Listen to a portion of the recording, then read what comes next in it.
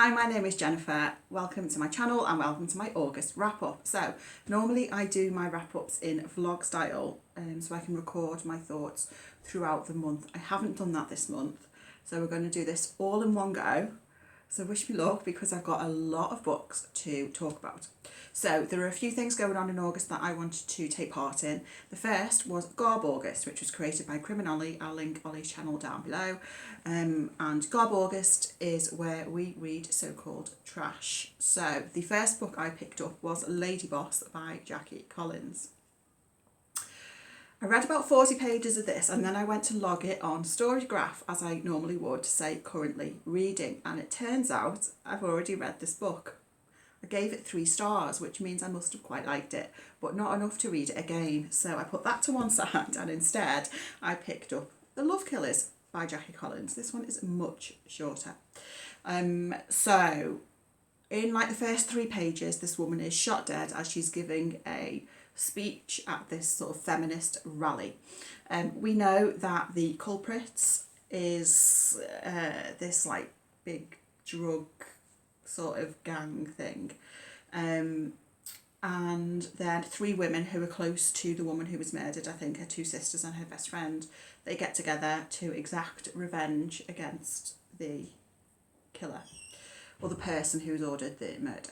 And the head of this gang has 3 sons, so each of the women sort of targets one of the 3 sons to get revenge.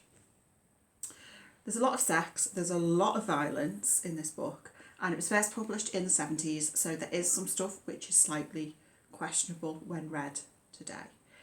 It was alright. I wouldn't say it's one of Jackie Collins' finest. Clearly not as good as Lady Boss, which I gave 3 stars to. Next, for Garb August, I read The Da Vinci Code by Dan Brown. So I surprised myself with this because I was fully expecting to DNF this. But I liked it more than I was expecting to. I still think it's pretty trashy. You probably know what this is about. A curator in the Louvre is murdered and his body is sort of like splayed out in an unusual way. And then our 2 main characters, we have Robert Langdon, who is a Harvard professor and a symbologist, and Sophie Neveu, who is a cryptologist working for the French police force. They team up and try to solve a series of clues and codes to sort of find out what's going on. It was very fast paced. It was easier to follow than I was expecting. For some reason I was expecting it to be more complicated than it is. A lot of the codes that they're trying to decipher along the way are very simplistic. So like at one point they come across this piece of writing. They don't recognise the script, it's not a language they know, they can't understand what it is, and it's quite obviously mirror writing, that's quite clear, but it takes them a few pages to work that out. There's another bit where they're trying to get into this vault, and they need a numerical code. And they're like, oh, we don't know what this code is, what we're going to do, we don't know what the code is, and it's like, guys, you remember in chapter 2 when you found that random set of numbers? Do you think that might have something to do with this? I also thought it was kind of a bit sexist. So the author, when he's telling the story, he calls Robert Langdon, and he calls Sophie Neveu, Sophie. So we have Langdon and Sophie, as if she's like a child or something. A lot of the book is Robert Langdon telling Sophie, explaining sort of all the stuff that he knows about as his, area of expertise, which, yeah, makes sense. But then at other points he also is explaining to Sophie like cryptology stuff. So there's this word that's mentioned, I can't remember what the word is, and Sophie's like, oh, I feel like I've heard this word before. And Robert's like, oh yes, well, it was one of the earliest crypts by such and such a people, and you would have learned about that at university. And she's like, oh yes, of course, I remember now. And it's like, really? Like, this is her expertise. I don't think she needs Robert Langdon to explain it to her.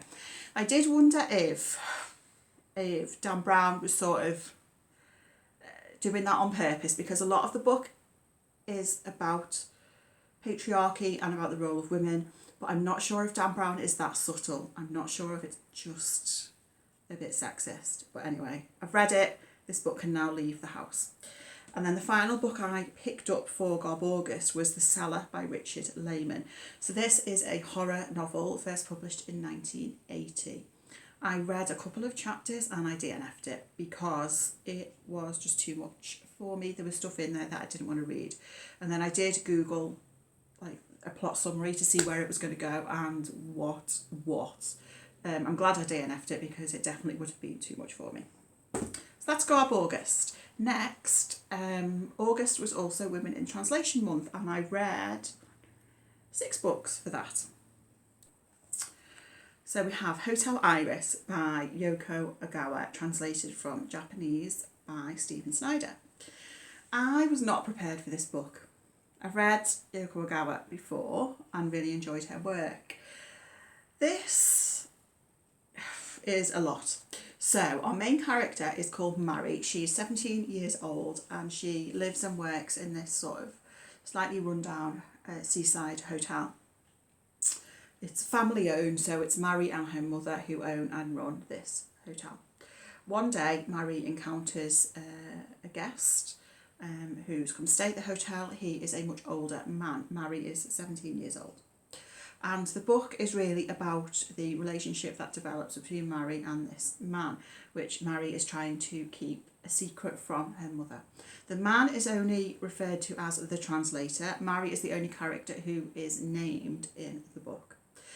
He is a translator. He translates Russian. He lives on a nearby island by himself. And yeah, this book is quite disturbing. I found it quite shocking as well.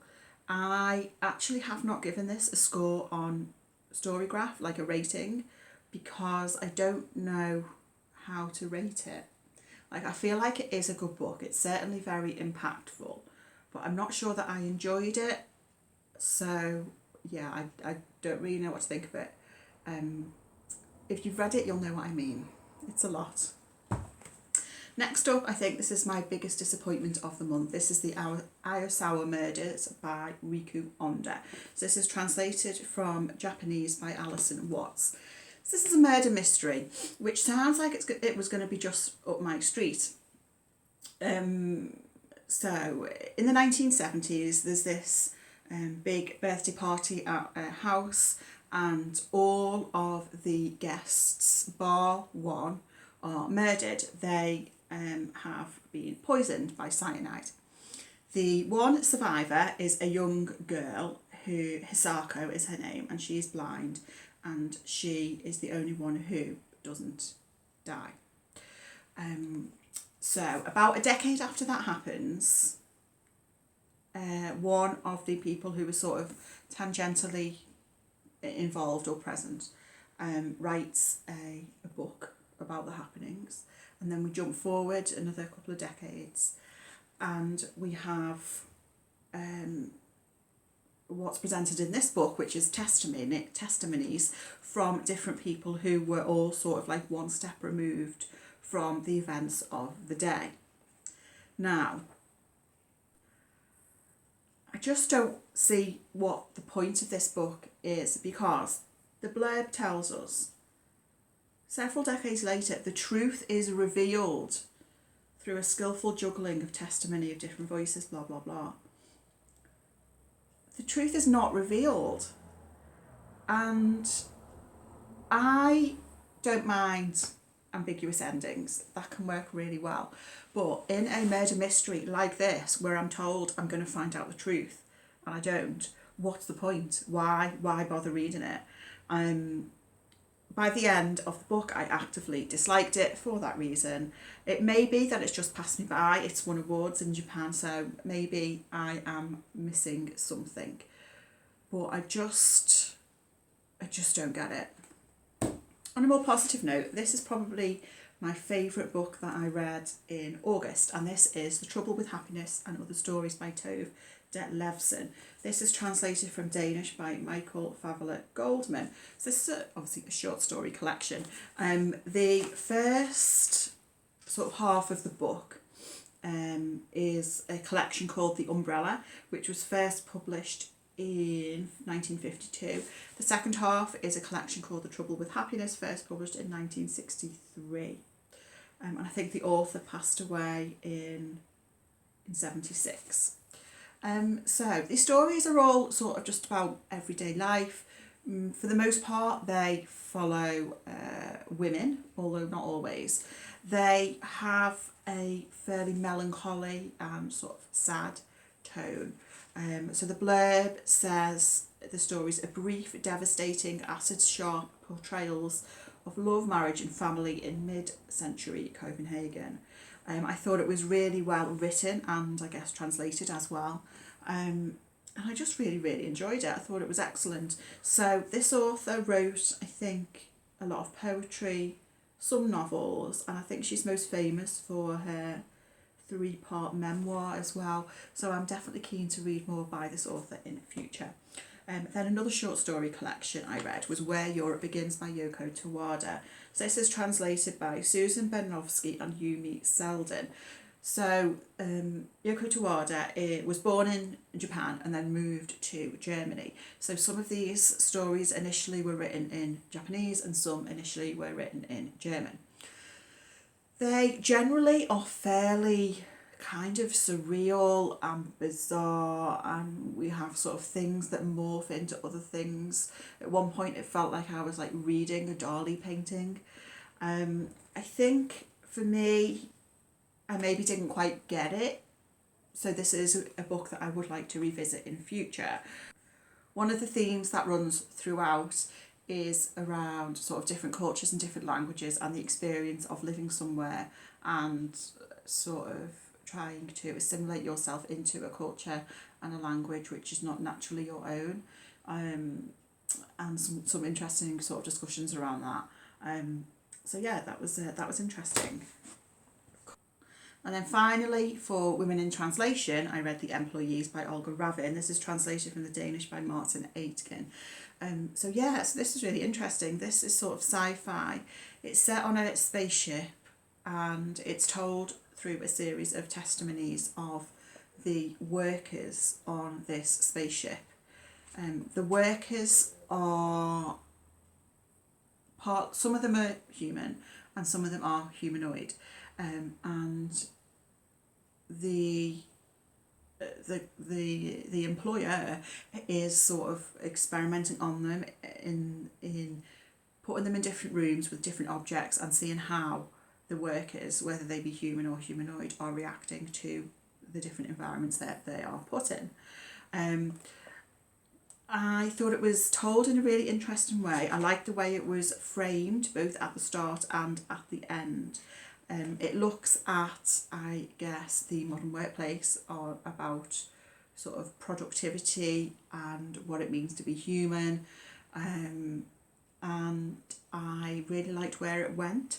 And I think now that I know where it goes, it is a book that I, again, would like to revisit in future because I think it's really interesting. So that's all for Women in Translation. Okay, so before I tell you about the rest of my DNFs for August, let me just mention a couple of books that I did mention in my August TBR that I haven't picked up, and I'll explain why. So, Milk Teeth by Jessica Andrews, I got out of the library without knowing anything about it really. It was a new release. But then I did hear more about what it was about, and just the themes that are in there is stuff that I didn't want to read, so I took it back to the library. I also mentioned that I might be reading Nightcrawling by Laymon Motley, which is on the book along list. My library only had an electronic copy, and that's gone back now without me even trying to read it because I don't like reading electronically. In other Booker news, I mentioned recently that my library does not have many of the Booker long listed books. So I did make a purchase request, and I asked whether they'd consider purchasing The Colony by Audrey McGee, which I thought would be quite a safe bet. They declined my request. So there you go. Right, let me show you my other DNFs for the month, and then I'll finish off with a load more books that I read. So Vladimir by Julia May Jones. I read a few chapters of this and I quite liked the way it was written. The main character is pretty unlikable, which is fine. But the reason I DNF'd it was just because there was a couple of things mentioned which I just didn't want to read about. That was all. So I just DNF'd it. Illuminae by Amy Kaufman and Jay Kristoff. This is a YA book told in a variety of different forms through different sort of types of documents. I didn't read very much. The first bit is like interviews with these two teenagers and it just annoyed me. This does get rated very highly, so I'm sure it's very good once you get into it, but it just annoyed me. 1979 by Val McDermid. This is the first in Val McDermid's sort of most recent series. We follow a journalist. It's of course set in 1979. Val McDermid used to work as a journalist, and I just got bored. How much did I read? I don't know how much I read, but there was no murder, and I just, yeah, it wasn't for me. I feel a bit bad because I won that in a competition, but I didn't like it. Apartment 16 by Adam Nevill. This is a horror novel. I've read The Ritual by Adam Nevill, which I really enjoyed. But this book, there was a phrase that the author used, which I'm not going to repeat, and I just thought it was unnecessary and offensive, so I DNF'd it. Oh, the sweetness at the bottom of the pie by Alan Bradley. So this is the first in the Flavia Deluce series. Flavia is an 11-year-old girl who sort of becomes embroiled in these murder investigations and tries to solve them herself. I read half of this book, and the reason I DNF'd it was because there is a section in the middle which is wildly racist. Unbelievable. So this book was first published in 2009. It's set in 1950, and the episode that I am talking about is where Flavia's father is recounting something to her that happened when he was a child. But it's not being told as in this awful racist incident happened. There is no recognition from any of the characters or from the author in how this is written that what is being said is wildly racist. So that was a DNF. Final DNF is Irene by Pierre Lemaitre. This is translated from French by Frank Wynne. So I have read this before several years ago. This is the first in a series, and my plan was to reread books 1 and 2 and then to go on and read books 3 and 4. I DNF this one because, well, it is very, very gruesome. But the reason I DNF'd it is because of the way that women were being described and portrayed. So in particular, the female murder victims, the way they were described was unnecessary. And also the way other female characters, like the detective's wife, was described, I just thought was just a bit off, really. So I did DNF. There is another book that I DNF'd, but it's already gone back to the library. The Garden of Evening Mists by Twan. I read this for my, or not as the case may be, for my library book club, and I DNF'd it because I just couldn't follow what was going on. You're thrown in at the start to a situation with lots of characters, and then the book does take you back and we get sort of background, but I was just too confused, so I DNF'd it. That definitely is all my DNFs for August. So, on to some more books that I actually read. We have Just Like Home by Sarah Gailey. This is a horror novel. Our main character is called Vera, and she goes back to her childhood home because her mother is dying. Her father, we know, is no longer around and has committed some sort of terrible crime. We find out more about that as the book goes on.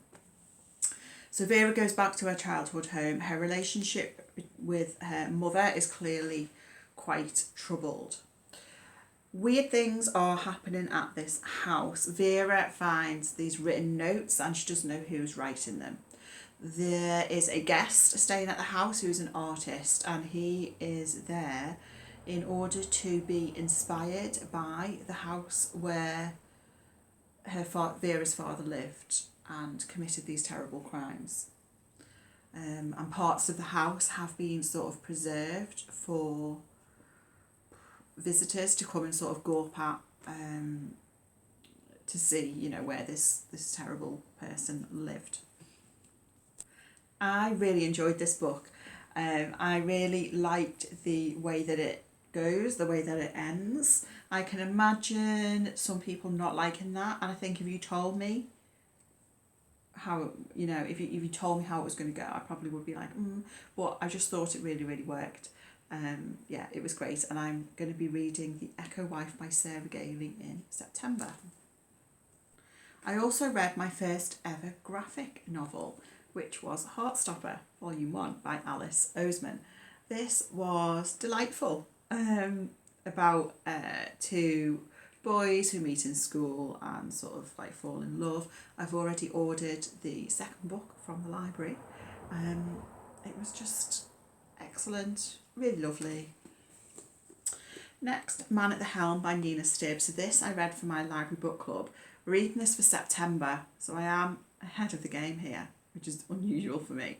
If I was reading this for myself, I would have DNF'd it, but it was a quick read, it was an easy read, so like it was fine. It's told from the perspective of a 9-year-old girl called Lizzie, who moves to the countryside with her sister, brother and mother. Her mother has recently separated from her father. Lizzie and her sister are trying to matchmake her mother with a man, one of the villagers. They have come up with like a list of potential people. It's kind of funny in parts, and also at times the humour kind of misses the mark a little bit. I do think it was a bit strange. There are things which are described which I feel like wouldn't come from a 9-year-old. But yeah, I mean, it was fine. Next is Last Night in Montreal by Emily St. John Mandel. This is the author's debut novel, and I really enjoyed this. So our main character is called Lilia, and she has been running away from people her entire life. We know early on that she spent a lot of her childhood on the run with her father, and we find out more about that as we go through the book. At the start of the book, Lilia as an adult has just sort of left, run away from her boyfriend Eli. Is his name Eli? Yeah, Eli. So the book is told from sort of flashbacks, so we find out more about Lilia's childhood and what's happened there and how that's affected her in the present day. And we also follow Eli, who is trying to find Lilia, and because he's worried about her, and you know, and he cares about her. This was really fast-paced. I found it quite gripping. I liked the mystery elements, and I thoroughly enjoyed it. Okay, The Last White Man by Machine Hamid. This is Machine Hamid's most recent novel, which has just been published. It's very, very short. So our main character, who is called Anders, wakes up one morning to find that his skin has turned dark. And what happens is then that gradually all other people's skin also starts to turn dark. Anders sees how the changing of his skin colour affects how people treat him, and how some people who he sort of knew well when he's going about his daily business don't recognise him anymore. And we also see how the impact that has on Anders' own sense of identity as well. The other main character is called Una, who is a good friend of Anders. As the novel progresses and more people's skin turns dark, there is sort of civil unrest starts to happen as a result of this. The writing style I really, really liked. So each paragraph, for the most part, is made up of one long flowing sentence throughout, which gives the book a nice rhythm and a nice flow to it. I liked it. I think there were some interesting themes explored in there. Next is a reread, The Sentimental Ending by Julian Barnes. So, I read this several years ago, but the reason I wanted to reread it is because I couldn't remember anything about it. And it's a book that I often hear mentioned, and people sort of mention about the ending, but I had no memory of it, so I wanted to reread it. It turns out the first time around I only gave this 2 stars. I mean, I don't remember not liking it, but obviously I didn't. I have now upped that to 3 stars. So this obviously won the Booker Prize as well in 2011. Our main character is called Tony, and the book is told in 2 parts. So the first part is from when he is a teenager. At school we see his sort of friendships, him starting to be interested in girls. And then the second part of the book is Tony as an older man, looking back, reflecting on his past. It's a lot about the nature of history and the nature of memory. We see how events from his past are continuing to have repercussions in the present day. It's quite an introspective novel. It's very short.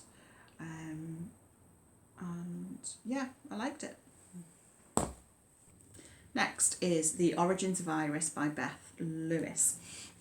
I really like this book. So our main character is called Iris, and she flees from New York to run away from her abusive wife Claude. She goes to the Catskill Mountains. The book is told in sort of we have 2 sort of narratives throughout. So we have looking back at Iris before she was married, how she comes to meet her wife and how their relationship develops, and how the control that Claude has over Iris starts to take over. And then we have the present day narrative where Iris has run away. She is trying to survive in the woods, and there she comes across another version of herself, and this other version of herself has clearly sort of made some different choices along the way, because they are different to how Iris is now. So we see the 2 Irises sort of trying to figure out where their lives have diverged, the different choices that they've made, and also trying to figure out how they can get out of the situation that they find themselves in now. So obviously it's a lot about, regret and the choices that we make. Slightly reminiscent of The Midnight Library by Matt Haig, but good.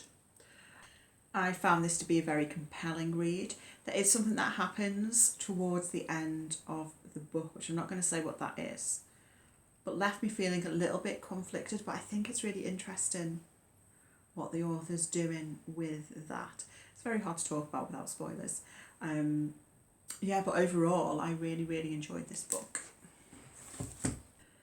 Next, we have The Boy in the Headlights by Samuel Bjork. This is translated from Norwegian by Charlotte Barslund.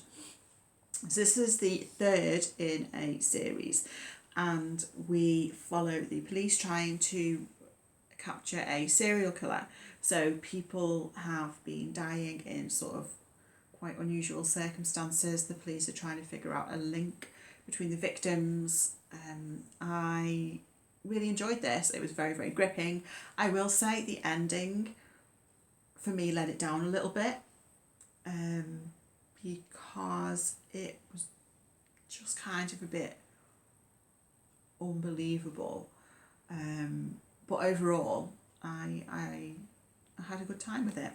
And then the final book that I have to talk about is Runtime by Catherine Ryan Howard. So this is Catherine Ryan Howard's most recent book.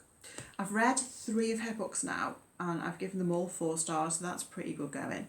So this is a thriller with horror sort of vibes.